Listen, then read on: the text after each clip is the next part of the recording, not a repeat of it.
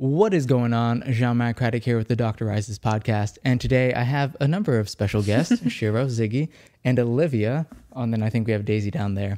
And today we're going to be speaking about step one, going pass-fail, what that means moving forward as medical school applicants going into residency, and then how you should ideally change your application or what you should focus on moving forward so that way you can be competitive for not only, all the ultra competitive specialties, but whatever you're looking to get into. And while I will focus a little bit more on orthopedics because that's what I'm interested in, Olivia as well, the information that we're going to present today can be used broadly when you're looking up match statistics and things that you're looking for your own respective specialties. So Olivia, will you go ahead and introduce yourself, tell us a little about yourself, and then we'll go ahead and get started. Sure. My name's Olivia. I'm a third-year medical student currently, and I'm interested in surgery and orthopedics, and kind of my background, and I think hopefully why you asked me on this podcast is some of my research has surrounded around medical education and specifically the DO match and how osteopathic medical students can improve their chances in the surgical match. And so kind of on that note, what I want to look at is honestly just hard math and statistics. Mm-hmm. Okay, goodbye, Shiro. I'll miss you. And looking at what it means to be not only just a DO applicant in the match, but also just hard numbers when you're looking at it. So I'm just going to read off here real quick. So for the NMRP match statistics for this is 2022, there was a total of 1,400 students that applied orthopedics. And of the class for the incoming PGY1 class, 1,086 of them were MDs, and then 197 were DOs. So you look at the numbers, there's significantly more MDs applying for orthopedics. And then of those residency spots, there's only 875 spots that were actually open for those incoming class. So 703, which is 80.3%, went to MDs, and their match rate was 65.8. And then for DOs, 197 of those spots that they applied, only 111 matched, which is 12.7 of the total match rate. So looking at a match rate of 56.3. So that's about a discrepancy of a little less than 10% when it comes to match rate. Looking at USMLE Step 2 scores, MDs, their average across the board is 247 for Step 2. For ortho is 256 for MDs, whereas for DO applicants, looking at just overall score, 241 was the average, and then for ortho is 243. So we're looking at a 13-point difference when it comes to USMLE. And then as we talked about research as well, looking at research presentations, abstracts, publications, as well as research experiences. So kind of a note when you're looking at like how many research activities it is, it's important not to just be like, oh, I have X number of publications, because as a med student, you're not going to have, 10 publications by the time you're done. But research activities is a good metric, especially moving forward, that I think is going to be very important for students. And so for like family medicine, this is one that typically isn't going to be as research heavy. Research experiences for MDs was 2.4 and activities was 4.1. Whereas for DOs, it's 1.7 experiences, 2.3 activities. And so they're fairly comparable. There is still a little bit more for MD applicants. But when we're looking at more competitive specialties like for DOs and orthopedics, so for DOs and orthopedics, it's 4 research experiences and 7 activities. Whereas for MD applicants, it's 6.6 experiences and 16.5 activities. And so there can be quite a bit of a notable difference when we're looking at the match statistics for DOs and MDs, especially in like orthopedics and some of these other ultra competitive specialties. However, this is one of the things, especially the reasons I asked Olivia to come onto the podcast, is because the ACGME traditionally in AOA residency programs, they value different things when it comes to their residents. And so in Texas, I know we don't have any traditionally AOA programs. For orthopedics? Yeah, for orthopedics. And so there's only one person that was a DO that matched in an orthopedic residency in Texas of the 53 that apply, or the 53 that got matched. Whereas like in New Jersey, Ohio, Pennsylvania, those tend to be more DO friendly because they do have traditionally AOA programs. Mm-hmm. So like the numbers on those, of the 27 in New Jersey, 9 are DOs. In Ohio, 61 total PGY1s, there's 20 that are DOs. And then in Pennsylvania, of the 71, there's 15 that are DOs. All right, that's a lot of math and a lot of numbers. And I'll try to post these on these, and I'll have links to all of them as well when it comes to just where you can find the numbers and statistics. But moving back to what we were talking about and your research in particular, what do traditionally AOA residency programs value when it comes to their incoming class of residents? So the research study that you're referring to, we did a survey of program directors in all of the surgical subspecialties, and we also included obstetrics and gynecology. And we sent a survey to every program director, and we asked them a series of questions. And one of those questions was, what do you consider to be important when deciding whom to interview? And this is a question that's asked by the NMRP as well. But the thing that was unique about our study, two things actually. The first one is that we separated our results based on programs that were formerly AOA and programs that are traditionally allopathic, which the NMRP does not do. And the second thing is that our survey is the first one that has been published or will be published post STEP going pass fail.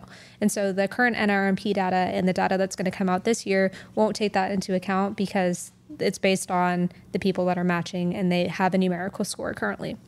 And so what we found was that AOA programs put significantly more emphasis on whether or not applicants did an audition rotation, or sometimes called a sub-I, at their program. And they also valued COMLEX, obviously, because they're the only ones that care about COMLEX.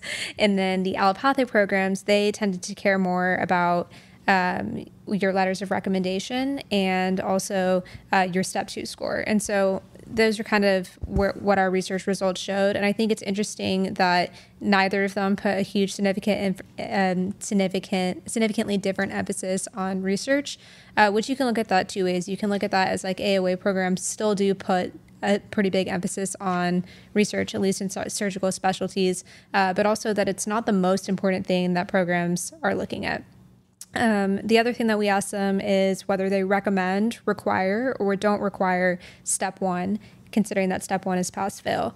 And what we found is that the majority of programs, regardless of whether they were allopathic or formerly AOA, they required or recommended that applicants take step 1 and step 2, which to me as an applicant, if a program recommends something, they might as well be saying that they're requiring it. And so I think that based on that study, my advice to applicants would, to DO applicants, would be to take both COMLEX level 1 and step 1. And just generally as an applicant, even if you're not considering an ultra competitive specialty, I think it's good advice to recommend that you take both, because you never know what you're going to be interested in and how that's going to change while you're in medical school. And it would really suck to be at a 4th year applying to programs and then having to not be able to apply to certain programs because you didn't take step 1. So my advice would be just to take both. And then for those that don't know, so what is a sub-I? What is a 4th year audition rotation? What does that look like? And kind of what is that going to be for students that are trying to get into those more competitive specialties? Yeah, so a sub-I or an audition rotation is when you're a 4th year, you basically do month-long interviews, or sometimes they can be longer than a month, at specific programs that you're very interested in. And so, for example, I'll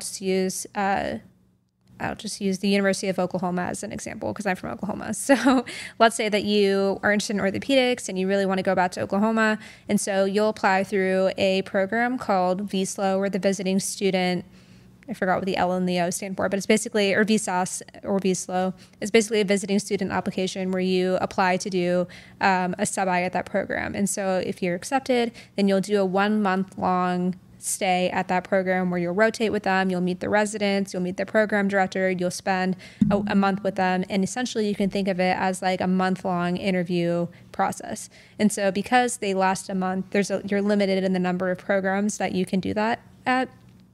From my experience talking to 4th years applying to competitive specialties, they usually do between 6 to 8 audition rotations, which is on the high side. So some of the other specialties you might do 3 or 4, some you don't need to do any, and you can still be a competitive applicant. It just depends. But for these ultra competitive specialties, usually 6 to 8, or however many you can fit in that period. And I think that might change a little bit with step 1 going pass fail and such a greater emphasis on step 2.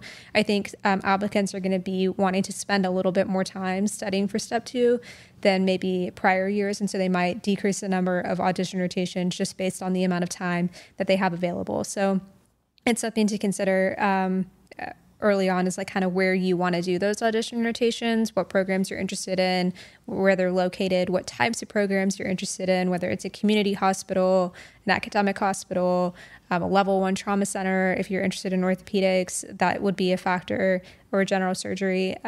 So those are all kind of things that go into deciding where you want to do those auditions or step-by rotations with. And it's a really good way for you as an applicant to also get to know the program really well, because when you interview, you usually only have a day where you kind of see the hospital, meet the residents, meet the program director, versus 1 month.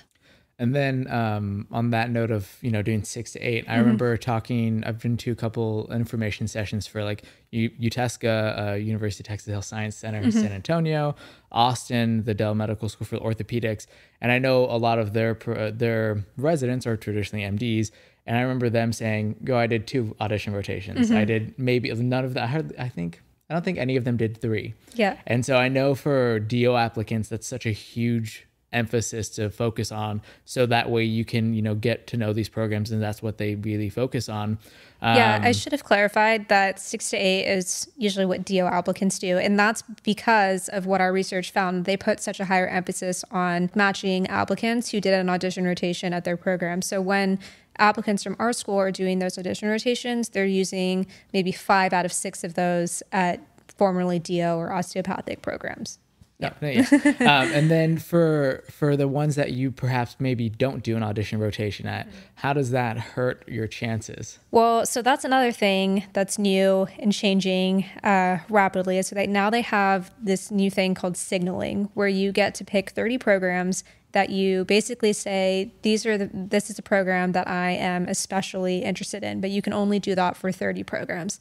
And what we're starting to see, obviously it's still really early in the interview process for the current match, is that those interviews are typically going to people who signal to that program.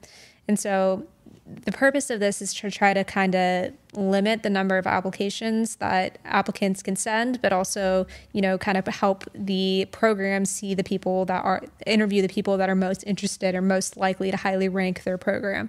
So it's supposed to benefit both sides, but it does kind of create a difficult situation for the applicant, because you have to decide which of these programs you want to signal. And that can be a difficult process when you haven't auditioned at that place. And the other thing that's kind of frustrating is that you have to, if you audition at a program, to me that says, I'm super interested in this program. Obviously, I want to go here, but you still have to use a signal on them. So you kind of have to waste a signal on a program that you already auditioned at, which kind of sucks. So if you do an away rotation with the program, how many should you do realistically at traditionally AOA versus ACGME programs then?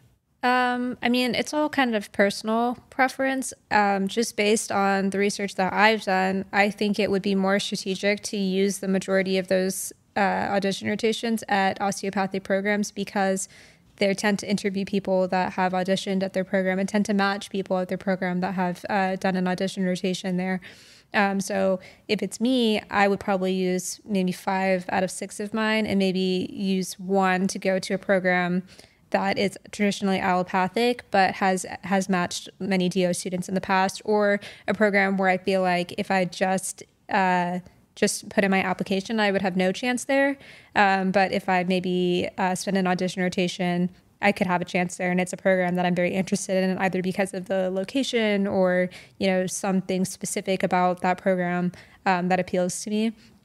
So that's kind of how I'm approaching it, but, it's really up to the applicant how you want to do that. And it also depends on, how competitive your application is and what experiences you've had. You might be more competitive for an allopathic program at a certain place. Maybe you have a connection at a certain place. Maybe someone that's writing you a letter, a recommendation is at a specific program. So those are all things to consider as well. But I think just based on the research, you'd be better off using most of those at osteopathic programs. And then for other metrics, so how important, for example, is going to be like class rank in step 2? It's hard to say. I don't know the answer. Obviously, I haven't applied yet, and I don't think program directors know the answer yet either. The only thing that I've consistently been told is that there's going to be a greater emphasis on step 2. Outside of that, I don't know. And it could also be program dependent, and I don't think the program directors really know either, because this is new, uncharted territory for them as well. As far as like grades and class rank go, that's a metric that's very difficult to standardize across students, because some schools have letter grades, some schools have class rank, some don't, some have pass and fail, some have pass with honors. In some places, it's easier to get an A or to get a pass than it is at other places. And so it's very difficult to standardize that across programs. I think those come into play more when there's 2 applicants from the same school, because then you can directly compare those 2 people. They took the same classes, they were graded on the same scale.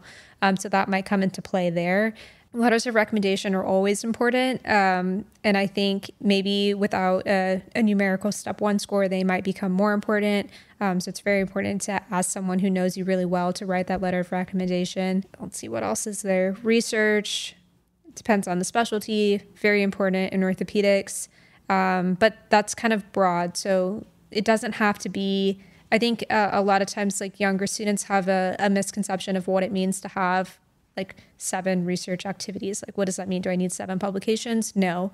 It could be 1 like abstract that you presented at multiple conferences and then it became published. So let's say you have 1 abstract and you presented it at 3 conferences and then it was published. That's 4 research activities. It can seem daunting that like how much research experience you need to have, but you can get a lot of leverage out of 1 activity.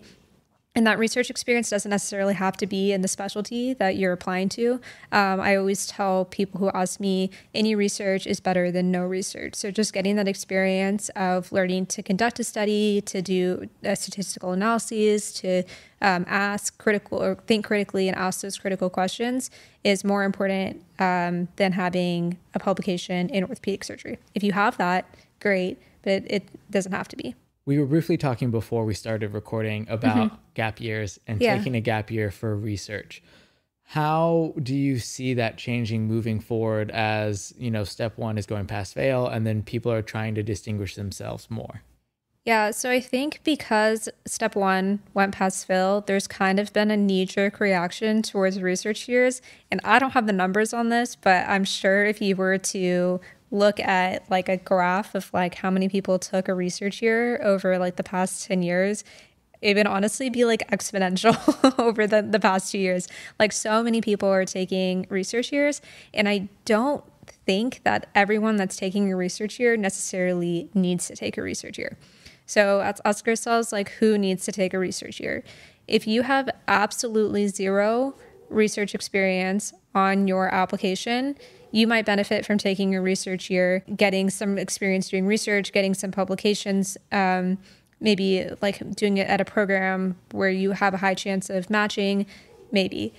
If you have a lot of research, but you're just worried about, you know, it's such a competitive match, there's a limited number of spots, like even though I have like a pretty strong application, I'm still worried I might not match, so I'm going to take a research year.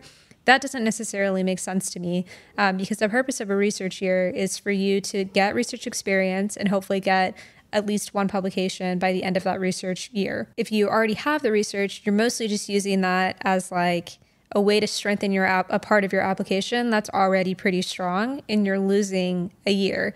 And I can understand why people do it, because it is really scary. Like, you've put in all this work and time, and you just read those statistics. There's more people applying than there are spots available. And so you can be an extremely competitive applicant and still not match. But I don't think taking a research year is the solution to that problem. That's just my opinion. Yeah, I think one of the big things, like we were talking about, and so many people are just scared, and it's one of those I keep hearing is like people are just trying to gut reaction switch to research years. Yeah. And I know if you look at doing a research year, if you got started too late, if you're like, I want to do orthopedics by year 3 and I don't have any research activities because I was family medicine and I was like, I didn't need to. Yeah.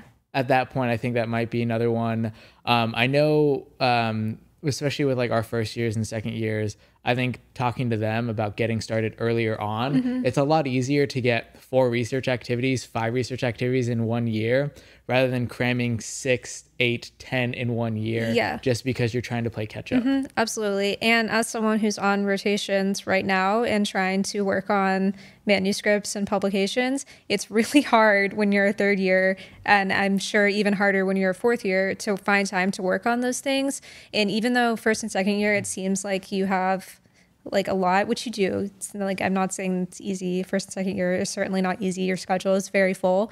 But as far as research goes, that's the best time to do it. And that's the time when you're going to have the most time to devote towards it. Use your summers, use your breaks, use, a couple hours a week to work on research, because as you keep going, it just gets harder and harder to find time to do it. Now looking back at like step 1 and how pass fail is going to change things. So looking at the application cycle moving forward and looking at the pros and cons of it, how does going pass fail change the way that you study for step 1? I can tell you what I did. Sure. Okay. So, the advice that I got from when I was a second year from third years, which in hindsight, was advice that I shouldn't have listened to, and I'll tell you why, was that it's just pass fail. And, the majority of people, vast majority, close to, upwards of 95% of people pass the exam. And if you do well in school, and you are a good student and you're doing well in school, you shouldn't have to spend a lot of time to just pass step. And that was advice coming from third years who were never in that position, because like by the time they were taking their first like practice test or whatever, they'd already been, studying and preparing because they knew they were taking it for a score and it was super important. And so there was no like comparison group of people who just like rolled up and like took their first practice test totally unprepared. And so I don't recommend that advice or having that mindset, because there is so much information on step 1 and COMLEX that you do have to just sit down and devote that time to it, even if it is pass fail. Just the sheer amount of things that you could be asked about, it's going to take time for you to review those topics and for you to learn that information, even if you are the best student. No one remembers all these finite details about, what gene is associated with cystic fibrosis and, what the like top 5 common symptoms are in Kawasaki disease. Like you need that refresher no matter what. And so I think this is the way that I would recommend going about it. Do on your classes, obviously, but like start doing like step material studying kind of stuff. Spring break. So if you're planning to take it in May, that's when I took it, May of my second year, or I took it in June of my second year, between second and third year. So I would recommend starting to study during spring break. You don't need to start during winter break. You don't need to start studying like the first day of second year. Just, focus on your classes. Everything you're studying for your classes should be preparing you for STEP as well. But kind of start doing that dedicated UWorld and like a little bit more dedicated review and study prep during spring break. And then take a 4-week period after you're done with your classes where all you do for those 4 weeks is prepare for this exam. No distractions. You're spending your time in the library, focused on the exam. Don't get burned out. You don't need to be studying for like 12 hours a day. I think, 6 to 8 hours a day, taking a day off during the weekends is an effective study schedule. And just devote that time and then take your exam and then enjoy the rest of your summer. That's not the way that I did it. I was a little overzealous on me thinking I was going to be ready, like 2 weeks after school was out, and I was not ready. And then I went to Mexico for 2 weeks, which is great. Vacations, mental health is important. And then I came back, and then I basically had to start over when I came back. So what could have been a 4-week, it's an intensive, focused process, kind of dragged out into like an 8-week process. And it was fine. Obviously, in the end, I passed them both, and it was all fine. But it just it was more stressful than it needed to be. So I think just dedicate that 4-week period to it, and you'll be fine, and you'll pass, and you'll be great, and then you can enjoy your summer, and you'll have better mental health than I did. And I think the way that I did it, I wasn't the only one that did it that way. I think a lot of people in my class were kind of like reeling and rescheduling, and there are a lot of people in my class that initially had planned to take both COMLEX and STEP, and then ended up only taking COMLEX, and it just was stressful because we were the guinea pigs. No one really knew what the right way to do stuff was. But that would be my advice looking back, is just dedicate the time to it. You'll be fine. You'll pass. And then you can enjoy the rest of your summer. Yeah, I remember talking to some of your classmates about how every week they pushed it back another few days, and it ended up being dragged out. So like, I can't remember, someone said, like, oh, I'm gonna take it at the middle of May, and didn't take it till the middle of June because like no, like I was looking at my practice scores and they weren't actually as happy as I wanted them to be, because like, oh, I thought I could just roll up and pass it. And I think you can't. No, I think a lot of people, the best advice I've gotten is treat it like it's graded still and study like it's graded. Yeah. Because if you don't, then study like it's graded, but maybe don't study like you're applying for ortho and you need to get like a super high step score. Protect your mental health, because you're going to have that stress third year going into fourth year studying for step 2. Like, you're going to have your time to go intensive studying. So protect your mental health. You don't need to study for it that hard. But yeah, do approach it like you're taking it for a score. Do take it seriously. It's no joke. I don't have the numbers on this, but I would guess that the fail rate is probably higher than it's been in the past because people kind of took that approach to it. Since you did mention step 2, and obviously step 2 is going to be your graded board score. I think often what people would do is they would look at their step 1 score to see if they were competitive for, the specialties they wanted to, and like, okay, well, I am or I'm not. And then they would be like, okay, so I'm going to actually try really hard on step 2. I can get into this competitive specialty, or you know what, maybe I can't jump that gap. So how can you actually gauge yourself and how competitive you are for a specialty if you don't have that initial score? You're not going to like this answer, but in a way you can't, and like you can so I would say do all the other things. So all the other things that you, outside of step scores, that you need to be considered competitive. Just do the best you can. Try to get as much research experience as you can. Find the right people to write you letters of recommendation. Try to network early. Attend conferences. Put yourself out there in terms of like as an applicant. Make sure people know that you like want to do orthopedics, that you're involved in things. Get to know the people at your home program. These are all things that you should be doing regardless of pass-fail step 1. So do all those things.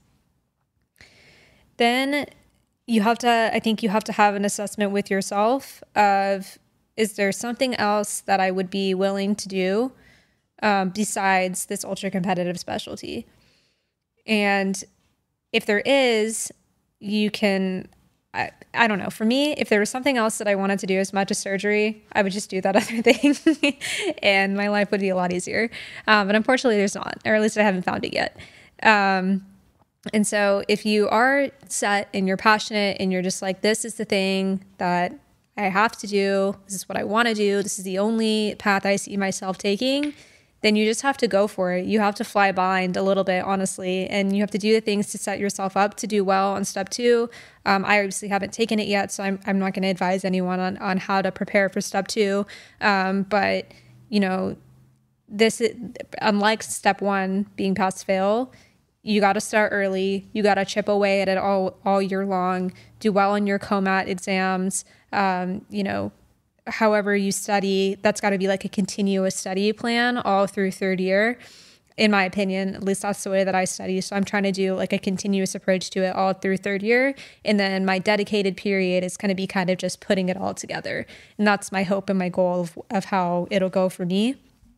But yeah, there is no for sure way. And there never was, because, even if there was a numerical step score and you did really well on step 1 and you did really well on step 2 and you do all the things, unfortunately, there are just a limited number of spots, and there are going to be people that look great on paper that unfortunately will not match. And that's just unfortunately how it is. And so you're never going to be in a position where you're like, yeah, I'm 100% sure that I'm going to match. And I'm sure that if you talked to people who did match, they would tell you that they also had concerns and worries and parts of their application and things that they wish they would have done differently. And they were just as stressed as you will be opening up that email during match week. So there's no way to be 100% sure. So then on the note of things that you can do, outside of obviously, crushing step 2, outside of doing well in your classes, accumulating research experiences, activities, what other things can you focus on your application to help you stand out? Yeah, networking is a big one. And it's a big one in these ultra competitive specialties. And it's not to say that like, if you know the right people, you can guarantee your spot at a program. But if you know the right people and they know people who know people, you kind of just get this network of people that are vouching for you. You need people to advocate for you, especially when there are this many people that are applying to these competitive specialties and there's a limited number of spots. You need to make sure that you have someone on the other side who will go to bat for you if there becomes a question of like, okay, we like this person, we're not really sure. And it doesn't have to mean that you have to have someone at every single program that you're applying to. That's not realistic. But if you have someone who, like, let's say you had an interview at a program, it's one of your top choices, you really want to go there. If that person, your advocate, can call that program's program director and be like, hey, I know you interviewed Olivia. Olivia did an elective rotation with me. She was very eager. She, demonstrated a good knowledge of orthopedic surgery. She was really easy to work with. I think she would be a really good fit in your program. You should rank her highly. You can't do that for yourself because that's like against the match rules. But if you have someone that can advocate for you, that'll go a long way. And so how do you network? So one of the easiest ways to do it is to attend conferences. Go to conferences in the specialty that you're interested in, meet people there, stay in touch with them. That's the hardest part. That's the hardest part for me. I always feel like I'm bothering people. So it's really hard for me to, just like drop a text to someone or an email to someone about something. Talk to people that are doing research that's similar to yours. Get on Med, Twitter, social media, and network with people that way. Usually people are really amenable to talking to students and giving you just a little bit of their time. And that can, planting those seeds in various places and then going back to them when you're a fourth year and you're applying. And now you have like a stronger relationship with those people. So that's one way, is attending conferences. Getting involved in national organizations is a really great way to meet people because all of those student organizations meet with the grown-ups or the adults, the attendings, on like the big version of whatever your student committee is. So for like ortho, for osteopathic students, it's the SAOAO, which is a subset of the AOAO. So if you're on like the national executive committee for that, then you'll meet people that are on the AOAO. And like, that's another great way to meet people. Research is a good way to meet people and network as well. Just putting yourself out there. A lot of different ways, but you just have to be willing to put yourself out there and then, kind of work on those relationships as you progress through school and don't let them kind of fester out. Community service. So community service is one thing that's part of your application. Previous employment history, if you had a job before you started med school or another career, or you had a job during college, like sometimes people will ask you about that because it demonstrates a good work ethic. It demonstrates professionalism because a lot of people they go straight from undergrad to med school and they've never had a job before, so they're not really sure how to act in like a team or an office work environment. So that can work well for you. Any circumstances in your life that demonstrate like grit or tenacity. So if you've had obstacles that you've had to overcome, that is another thing that can add to your application. What else is there? Leadership opportunities. So being involved in organizations at your school or on a national level, that adds to your application. Medical experiences that you've had. So if you've been on a mission trip and done like a medical mission trip or in some more extensive long-term volunteering, those all add to your application as well. I will say not nearly as much as your interview and your board scores do, but they do add to it. And when you have two people who have strong board scores and interviewed well, those like other outside things that make up your personality are like what separates those people. Because at the end of the day, you're going to have people who all have really good board scores and interviewed well. So how do you decide between them? And that becomes more of like, how do they fit in our program? Did they get along with our residents? Is it someone who I want to be working with at 3:00 in the morning? That kind of stuff. And that's all, kind of program dependent. And also another reason why it's good to do a sub-I or an audition rotation, because then they kind of see like, oh, like this is what it would be like to work with this person. Yeah. So then on kind of, not to go too far back, but as we're talking about sub-Is, I think it's kind of one of those where it's easy to forget that it's technically a month-long interview, and it's really important to be on your best behavior, to really 100% be on all the time. Yep. They don't expect you to be an orthopedic surgeon. They don't expect you to know everything, but you should review the cases. You should have an understanding of the anatomy. So how can you, I know you haven't done a sub-I yet, but since obviously we have a lot of fourth-year friends that have matched, we know people have matched, how can you prepare yourself to put your best foot forward when you are looking to get into sub-Is and you are actually transitioning into that? Yeah, so a couple of things. So I think use your third year as kind of like a trial experience. So even if you're doing a rotation in something that you're not necessarily interested in, it's a really good way to demonstrate the non-specialty specific things about yourself. So being punctual, being professional, being polite, knowing how to communicate with patients, being prepared for cases.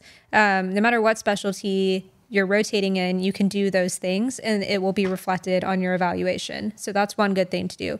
Do an elective rotation as a third year in the specialty that you plan to apply to. One, as a way to network, but also as a way to learn how to be on a fourth year rotation or learn how to be an auditioner. So I did an elective rotation in orthopedics at a place that didn't have residents, and which was great because I got a lot of opportunities to scrub in, to learn, to ask questions without there also being residents. But I also got to talk to people who evaluate residents and see like, okay, what do you look for in an auditioner? What stands out to you? So asking those questions. It's really important to be prepared, be punctual, all those things that you said when you're auditioning as a fourth year. And you have to toe a line between, and it's a difficult line to toe between fitting in and being unprofessional. So like, let's say it's like in between cases and the residents are in the workroom and they're kind of joking around with each other, like talking, like, joking about a patient, let's say. It happens. So in that situation, it's best for you to just sit there, be quiet, mind your business. But like if they're having a conversation about like, a basketball game that happened yesterday and you like basketball and you watched the game and you can contribute something to the conversation, then do, and like feel comfortable doing that. And then they'll be like, oh, oh, I remember Olivia, she really likes basketball. And like, we talked about that and whatever, you're going to be working with these people for 5 years. So they do care about those things and you're going to be working long hours with them.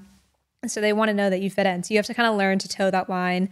If, they invite you, let's say you're on an audition rotation and after the shift, everyone's going out for drinks and they invite you to come along, feel free to go, because like that's a great way to talk to the residents outside of the hospital, but also like act professionally, don't drink too much, like don't be inappropriate, all those kinds of things that, a lot of us consider to be like basic people skills, but you would be surprised.